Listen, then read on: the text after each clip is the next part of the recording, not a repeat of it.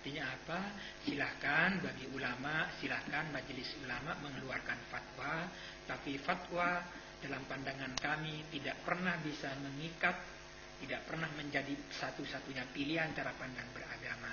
Karena itu kami memilih mengembangkan cara pandang, memilih memberikan landasan-landasan. Kalau dalam perjalanan fenomena ini ada seorang muslimah ketemu dengan orang Yahudi, ketemu dengan orang Kristen atau Buddhism, sepanjang dia itu dengan niat luhur, tidak ada keinginan untuk mengintervensi, melakukan konversi keagamaan bagi istrinya, benar didorong oleh rasa kasih sayang dan cinta, ingin berkeluarga baik-baik, ingin menyalurkan hubungan biologis, kebutuhan biologis dengan cara yang benar, saya lebih memilih untuk memberikan jalan keluar, yaitu dinikahkan secara baik-baik, yang disebut nikah beda agama itu. Kaitannya tadi dengan pernyataan Bapak mengenai hubungannya dengan fatwa-fatwa kelompok-kelompok tertentu nih Pak. Buku ini bagi saya sangat berani mengupas fenomena-fenomena yang mungkin saja bagi sekelompok orang itu menjadi aib. Terlepas dari pernyataan dari komentar di belakang buku ini Pak, dari Profesor Dr. Siti Musdah Mulia yang menyatakan buku ini merupakan karya kemanusiaan yang luar biasa, kaitannya dengan tadi fatwa, apa Bapak ini nggak takut kalau seandainya Bapak dianggap kafir, murtad oleh mayoritas umat Pak? Ini pertanyaan berat dan tentu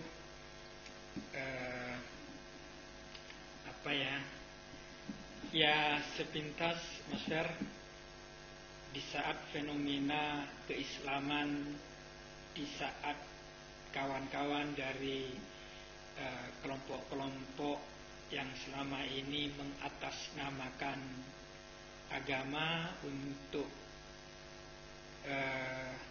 melakukan aksi-aksi anarkis, aksi-aksi kekerasan, aksi-aksi yang bagi saya bertentangan dengan prinsip-prinsip dasar di dalam Islam sendiri. Tentu kalau melihat sekilas, sepintas, bisa saja saya memiliki rasa khawatir, rasa takut diserang oleh kawan-kawan dari kelompok keras ini. Ya, di kasus Munas saya alhamdulillah tidak kena pentungan dari kawan-kawan kelompok keras dari Laskar Islam itu. Alhamdulillah saya selamat meskipun saya hadir di situ juga. Tapi baiklah, seperti ini dalam pandangan saya Mas Fer. Saya dengan segala hal menulis buku ini rasanya apapun resiko, apapun respon, apapun label yang diberikan, diarahkan kepada saya, ya saya harus siap, saya harus terima. Apakah saya akan disebut orang kafir, apakah saya dianggap keluar dari Islam, apakah saya dianggap menyeleweng dari Al-Quran, tapi rasanya sangat baik bagi saya kawan-kawan yang tidak setuju, kontra dengan pernikahan beda agama ini. Marilah duduk dengan jernih, duduk dengan tenang, tidak perlu emosi, tidak perlu membawa pentungan, tidak perlu teriak-teriak. Toh apapun dari pilihan kita dalam berislam, ujungnya pengadilan yang paling tinggi itu di akhirat.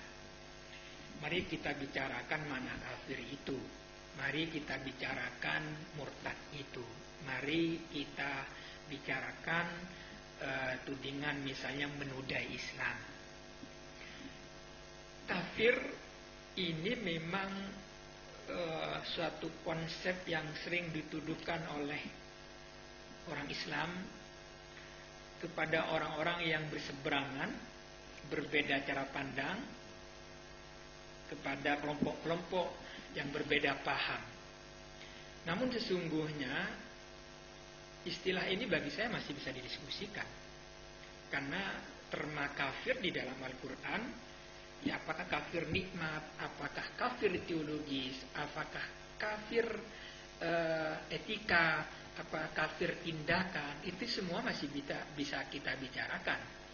Dan jangan-jangan istilah kafir ini justru kita sendiri yang lebih banyak melakukan.